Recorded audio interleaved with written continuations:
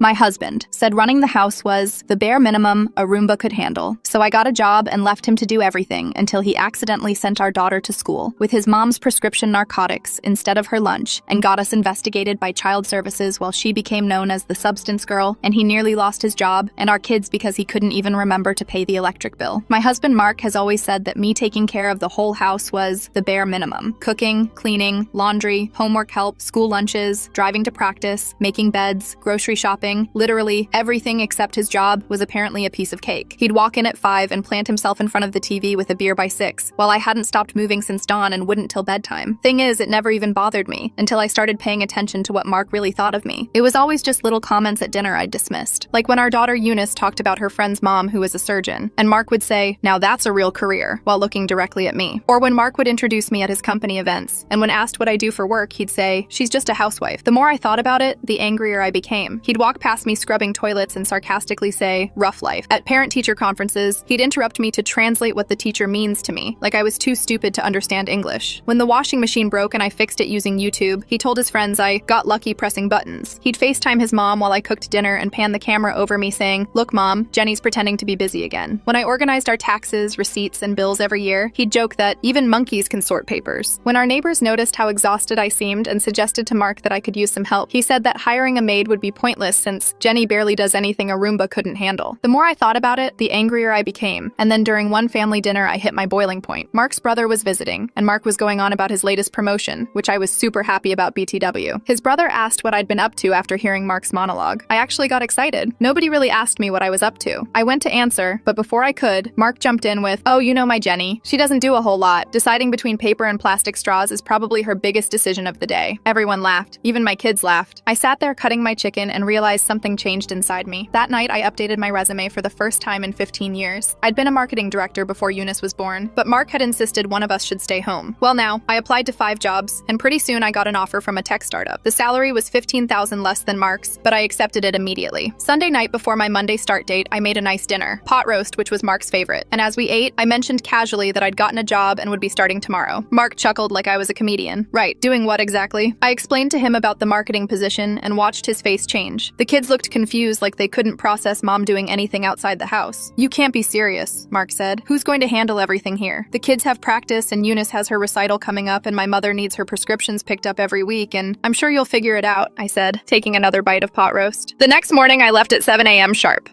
Mark was scrambling trying to figure out the coffee maker. Eunice was yelling about not having clean volleyball shorts. Chris couldn't find his science textbook. I grabbed my purse and my travel mug and walked out the door. My first week was incredible.